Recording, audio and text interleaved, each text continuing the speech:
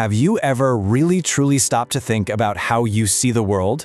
I mean, it just happens, right? Light comes in and boom, there's the world.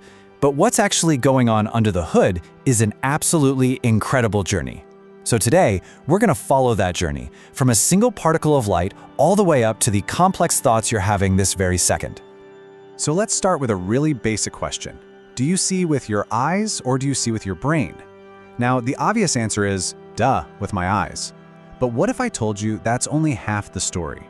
That your eyes are really just the opening act for a much, much bigger show happening inside your head. And this quote really nails it.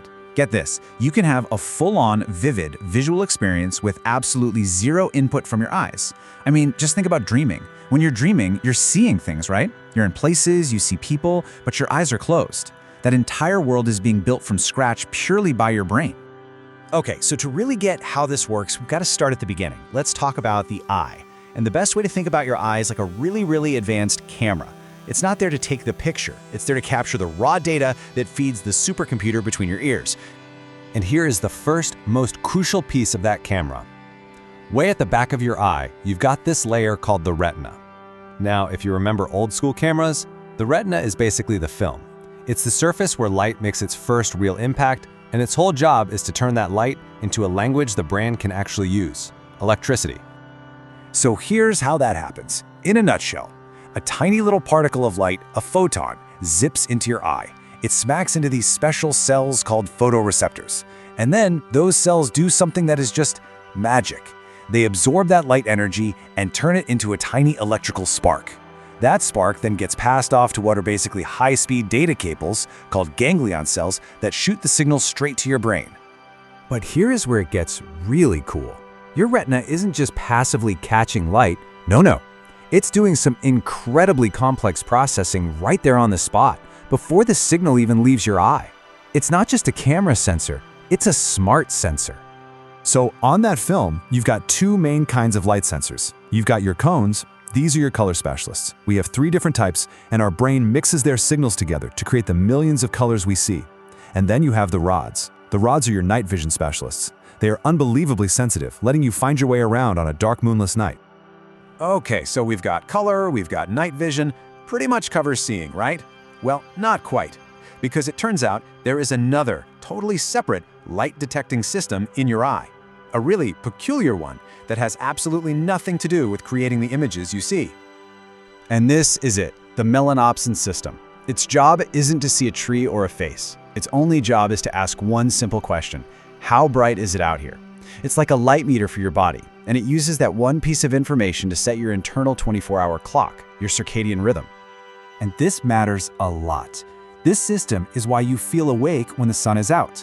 It's why looking at your bright phone screen at 2 a.m. tells your brain to slam the brakes on melatonin, the sleep hormone.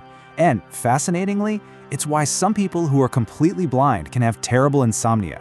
Their vision is gone, but so is the light signal that their brain needs to sync its clock with the outside world. All right, so the brain's getting all this amazing visual data, but vision isn't a solo act. To make sense of the world, your brain has to seamlessly blend what you see with what you feel, especially your sense of balance and motion. And for that, we have to look deep inside your inner ear, to the vestibular system. Now, I love this analogy. Think of it like 3 tiny fluid-filled hula hoops, each one pointed in a different direction: up, down, side to side, and tilt. When you move your head, the fluid in these little hoops sloshes around, telling your brain exactly which way you're moving. It's genius. Now, most of the time, this teamwork between your eyes and your inner ear is flawless. But what happens when those 2 systems start telling your brain different stories? Well, you've probably felt the result yourself. You get motion sick. Here's the classic scenario, right? You're in a car, looking down at your phone. Your eyes are telling your brain, hey, everything is perfectly still, we're just looking at this screen. But at the exact same time, your vestibular system, your inner ear, is screaming, whoa, we are moving, we're accelerating, we're turning. And your brain hates this. It's getting 2 completely contradictory reports from its most trusted sources. And when it gets confused like that, it complains. And its way of complaining is to make you feel awful and nauseous. It's basically your brain's big red, system error, warning. So who's in charge of sorting out all this data? That would be the cerebellum. Think of it as the brain's air traffic control system. It's constantly taking in data from your eyes, your inner ear, your muscles, and it coordinates everything to smooth out your movements and make sure you can walk without falling over or catch a ball. All right, so we know how the brain sees the world. Now let's talk about how it decides to act in it. Because every single moment of your life, your brain is making a really simple but profound choice: to go or no go. Deep down in your brain, you have a structure called the basal ganglia, and you can think of it as the ultimate gatekeeper. It gets all these potential action plans from the rest of your brain, and it's the one that gives the final green light, go, pick up that cup, or the red light, no go, don't say that dumb thing out loud. Honestly, the best way to think about this is that your brain is running the famous marshmallow test on itself all day long. Part of your brain is screaming, go, eat that marshmallow right now. But another part, working with the basal ganglia, is saying, no go, hold on. If you wait, you can get 2 marshmallows later. This is literally the biology of willpower. We've journeyed all the way from a photon of light to the very core of decision-making. For our last stop, we're going to the cortex, the wrinkly outer layer of the brain, to see its most amazing trick of all, its ability to completely rewire itself. And this question gets right to the heart of it. A huge chunk of your brain's processing power, its valuable real estate, you could say, is dedicated to vision. So what happens if that part of the brain never gets any visual signals, like for someone who's been blind since birth? Does that part of the brain just sit there dark and useless? Or does it do something way smarter? Well, there's this powerful and kind of tragic story that gives us the answer. There was a woman blind since birth who was an absolute master at reading Braille.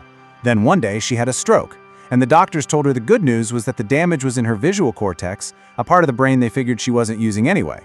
But here's the devastating twist. After the stroke, she could no longer read Braille at all. And that is the stunning reveal. Her unused visual cortex wasn't empty at all. Her brain had performed an incredible takeover. It had repurposed all of that powerful hardware, which was designed to process spatial patterns from light, and rewired it to process the complex spatial patterns coming from her fingertips. She was, in a very real sense, seeing Braille with her visual cortex.